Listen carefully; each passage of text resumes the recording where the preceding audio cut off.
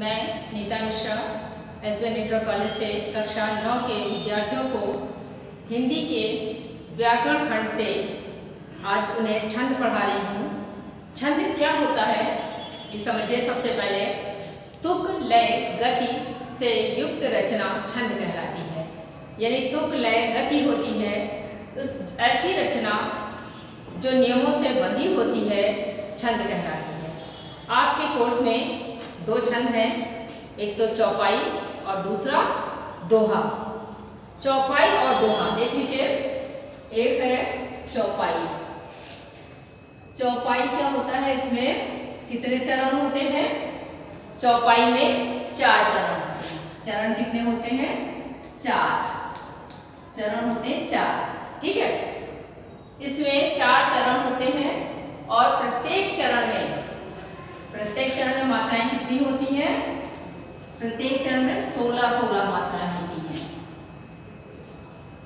चौपाई में 4 चरण होते हैं, प्रत्येक चरण में 16 मात्राएं होती हैं और अंत में 2 गुरु का होना। अब 2 गुरु क्या होता है? 2 गुरु क्या होता है ये हम आपको बता दें। ये गुरु और लघु, गुरु जब कभी छोटे स्वर होते हैं उन पर लघु मात्रा लगाई जाती है। लघु मात्रा यानी 1 मात्रा, ये होती है लघु मात्रा। लघु मात्रा लगाई जाती है और जब कोई मात्रा युक्त वर्ण होता है तब उसमें गुरु मात्रा लगाई जाती है। तो गुरु मात्रा के लिए हम जैसे छोटा आ है, छोटी ई है, इन सब जगहों पर जो छोटे स्वर हैं, लघु स्वर हैं, उन पर हम लघु मात्रा लगाते हैं। लेकिन एक बात और ध्यान रखने की बात है कि जब चंद्रबिंदी होती है या अनुस्वार होता है, अनुस्वार जानते हैं जो ऊपर बिंदी लगाई जाती है, ये अनुस्वार होता है, तो ऐसे जगहों पर और इसके साथ जब कभी आधे अक्षर लगे होते हैं, आधे अक्षर जब लगे होते हैं तो आधे अक्षरों के साथ में लघु मात्रा ही लगाई जाती है। लघु मात्रा, इसमें विशेष बात यह है और ध्यान रखने की कि लघु मात्रा कहाँ पर लगती है? जिनको उच्चारण में समय कम लगता है वहाँ पे लघु मात्रा लगती है, और जहाँ पर लघु मात्रा से 2 गुना समय लगता है उच्चारण में वहाँ पर गुरु मात्रा लगाई जाती है। अब गुरु मात्रा के लिए आपका बड़े अक्षर हो जाते हैं। बड़े अक्षर जैसे का में की मात्रा लगी, बड़ी की। इसी तरीके से जो दीर्घ स्वरों से युक्त व्यंजन होते हैं उनमें भी गुरु मात्रा लगती है। लेकिन अगर व्यंजन मात्रा रहित होता है, उसमें कोई स्वर की मात्रा नहीं लगी है, तो वहां पर लघु मात्रा का प्रयोग होगा। सबसे विशेष बात याद रखने की ये है कि जब हम मात्राओं को लगाते हैं तो छंदों में क्या होता है, अक्सर उच्चारण के आधार पर मात्रा लघु या गुरु हो जाती है। अब ये तो हमको पढ़ के देखना पड़ेगा, बिना पढ़े तो हम इसका अनुमान नहीं लगा सकते हैं। तो पढ़ने पर जब हम उसके उच्चारण में गुरु मात्रा में लघु उच्चारण हो जाता है, लघु मात्रा में गुरु उच्चारण हो जाता है, तो भी मात्रा में परिवर्तन हो जाता है। तो हम ये देख रहे थे कि ये चौपाई हो गई। चौपाई में क्या होता है? 4 चरण होते हैं, 16 मात्राएं होती हैं प्रत्येक चरण में। प्रत्येक चरण में 16 मात्राएं होती हैं। अंत में 2 गुरु शुभ माने जाते हैं, अच्छे माने जाते हैं। ये जरूरी नहीं है कि ये आए, जरूर शुभ माने जाते हैं। कई बार ऐसा होता है कि 2 गुरु नहीं भी होते हैं, फिर भी चौपाई होती है। क्यों होती है? क्योंकि मात्रा प्रत्येक चरण में 16 होती है। उदाहरण के तौर पर आप समझिए, आपको बता दें उदाहरण। आपने रामचरितमानस पढ़ी होगी, नहीं पढ़ी होगी, सुनी होगी फिर भी, और नहीं भी सुनी है तब भी इतना तो सब लोग जानते हैं कि जितने भी आपके चालीसाएं हैं, चाहे वो हनुमान चालीसा हो, दुर्गा चालीसा हो, शिव चालीसा हो, कोई भी हो, पहला उसमें दोहा होता है। अब आप देखिए, ध्यान दीजिएगा, पहला दोहा होता है जो अभी हम आपको बात बताएंगे। उसके बाद चौपाई शुरू होती है। चौपाई में कैसे होता है हम आपको रामायण की पंक्ति बता देते हैं, और बहुत सारे उदाहरण हैं इसी तरीके से। जैसे दीन दयाल, दीन बिरद, बिरद संभारी। दीन दयाल बिरद संभारी। फिर हरहु नाथ, नाथ मम संकट भारी, संकट भारी। अब देखिए हमने दो चरण लिखे हैं, दो चरण में आप मात्रा समझ लीजिए। दीन, इसमें क्या है, बड़ी की मात्रा लगी, इसलिए यहाँ पे हमने लगाई गुरु मात्रा। नीचे लगाते हैं क्योंकि ऊपर जो है जगह नहीं है, लगाते हैं दीन, दीन। ना में लघु मात्रा, दा में कोई मात्रा नहीं है, कोई अनुस्वार चंद बिंदी नहीं है, इसलिए दा में भी लघु मात्रा। या में आ की मात्रा लगी है, गुरु मात्रा हो गई। ला में कोई मात्रा नहीं है, इसलिए लघु मात्रा। बी में छोटी ई की मात्रा है, इसलिए लघु मात्रा। रा में कोई मात्रा नहीं है, इसलिए एक मात्रा। दा में छोटे ऊ की मात्रा है, इसलिए यहाँ भी लघु मात्रा लगेगी।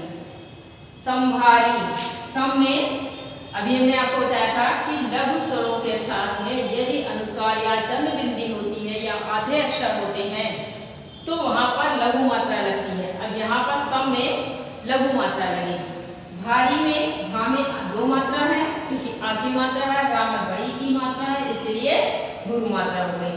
अब हम इसको गिनते हैं, 2 3 4 5 6 7 8 9 10 11 12 13 14 15। अब इसमें आपको 15 आ रही है। अब कहेंगे आप 15 कैसे आ रही हैं? 15 ऐसे आ रही हैं कि हमने आपको बताया था कि उच्चारण के आधार पर मात्रा लघु या गुरु हो जाती है। अब हम इसको पढ़ के देखते हैं, हमारी गलती कहाँ है, हमको चेक करना है। देखिए वैसे तो मुझे पता है, लेकिन मैंने जानबूझ करके इसलिए आपको इसमें नहीं बताया कि कैसे मात्रा है, क्योंकि नियम तो कह रहा है कि अनुस्वार होने पर लघु मात्रा लगती है। पर हमने आपको एक विशेष बात बताई कि उच्चारण के आधार पर मात्रा लघु या गुरु हो जाती है। तो हम पढ़ते हैं दीन दयाल बिरद संभारी। संभारी, सम में हमारा उच्चारण समय अधिक लग रहा है, इसलिए यहाँ पर ये गुरु मात्रा हो जाएगी। अब आपको समझ में आया, ये गुरु मात्रा हो जाएगी तो हो जाएगा 16 मात्रा, यानी 2 2 4 2 6 7 8 9 10 11 12 13 14 15 16। आया समझ में? अगला देखते हैं दूसरी लाइन में, हरहु नाथ मम संकट भारी। अब देखिएगा 1 2 3, क्योंकि तीनों लघु हैं। फिर ना में गुरु मात्रा है, था में लघु मात्रा है, नाथ। फिर मम। अब यहाँ पर भी हम इसको भी छोड़ देते हैं, क्योंकि कभी कभी क्या होता है, जब कंफ्यूजन की स्थिति होती है और आपको समझ में नहीं आता है कि यहाँ कैसे मात्रा लगानी चाहिए। जैसे यहाँ हमने आपको पहले लगा के बता दिया, अब आपको हम बता दें कि कंफ्यूजन वाला एक वर्ण था, इसीलिए हम इसको संकट को छोड़ देते, संग को छोड़ देते हैं। ठीक है, इतना हमने इसको छोड़ दिया। यहाँ लगा ली, यहाँ लगा ली, यानी दोनों लघु मात्रा लगा ली। ये गुरु मात्रा दोनों होगी, दोनों लगा ली। अब हम देखते हैं ये लघु होना चाहिए या गुरु होना चाहिए, क्योंकि बच्चे नहीं समझ पाते। हम आपको पढ़ के बता दें कि गुरु मात्रा लगेगी, लेकिन आपको समझ में नहीं आता। ऐसी स्थिति में आप जहाँ पर संशय हो, उस जैसे ये अनुस्वार वाला है, चंद बिंदी है, आधा अक्षर है, क्योंकि फिर महत्वपूर्ण बात आ जाती है कि उच्चारण के आधार पर मात्रा लघु या गुरु होती है। इसलिए क्या हो जाता है, 1 2 3 4 5 6 7 8 9 10 11 12 13 14। क्या हो गया यहाँ पे, गुरु मात्रा हो गई, 2 लग गई। क्यों लग गई?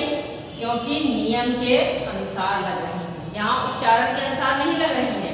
यहाँ नियम के अनुसार संग में गुरु मात्रा लग गई। अब हम इसको पढ़ के बताते हैं, हरहु नाथ मम संकट भारी। संकट भारी, जब हम इसके उच्चारण में दूना समय लगा रहे हैं तो ये मात्रा अपने आप गुरु हो जाएगी। तो इस तरीके से चौपाई हो गई आपकी, शायद आपको समझ में आ गई होगी। और उदाहरण भी आप देखिएगा, जैसे हम आपको बता दें उदाहरण में, बंदौ गुरुपद पदुम परागा। बंदौ गुरुपद पदुम परागा।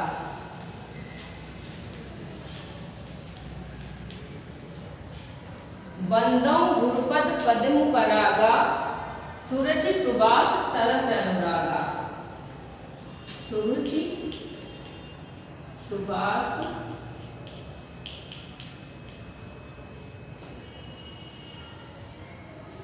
सुरुचि सुबास चरण अनुरागा।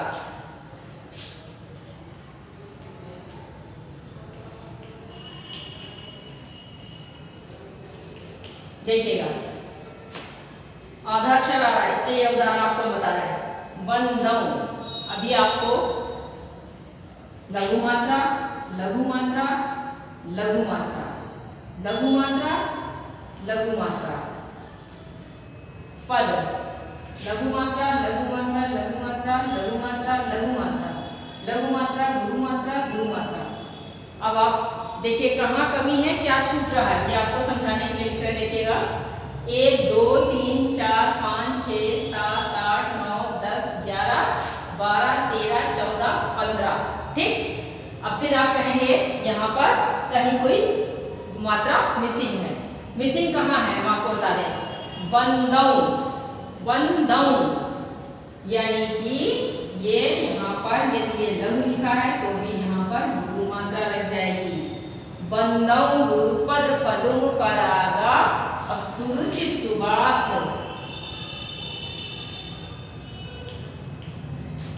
चरण अनुरागा।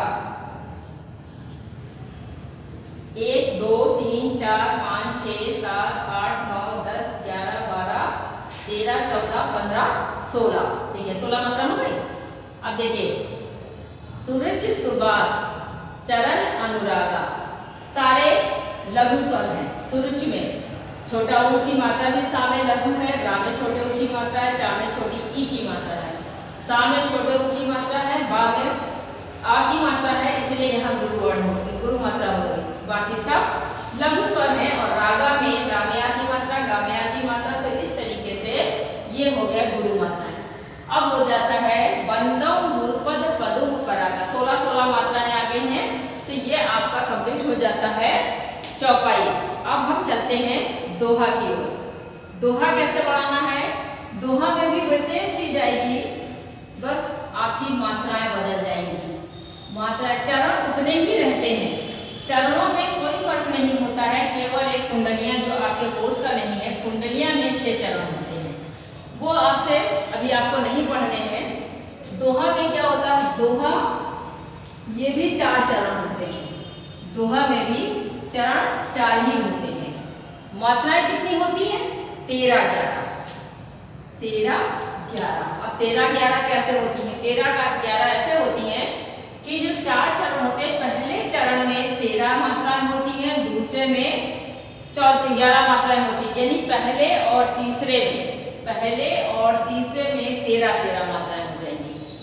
किसमें पहले और तीसरे चरण में, पहले और तीसरे चरण में कितनी मात्राएं हुई, 13 और दूसरे और चौथे चरण में,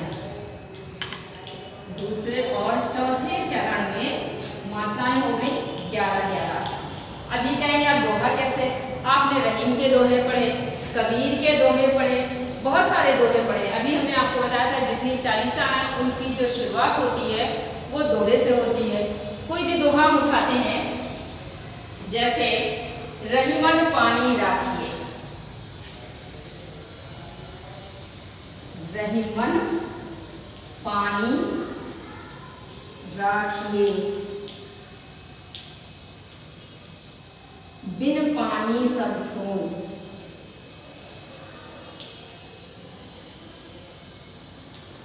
बिन पानी सब सून, पानी गए न उबरे,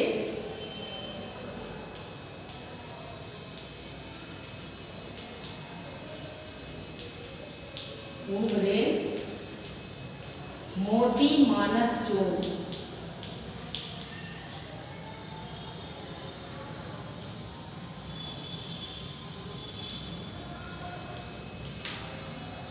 देखिए उदाहरण है रहीमन। अब क्या कर रहा है, पहले और तीसरे चरण में, यानी इसमें 13 मात्राएं आनी चाहिए और इसमें 13 मात्राएं आनी चाहिए।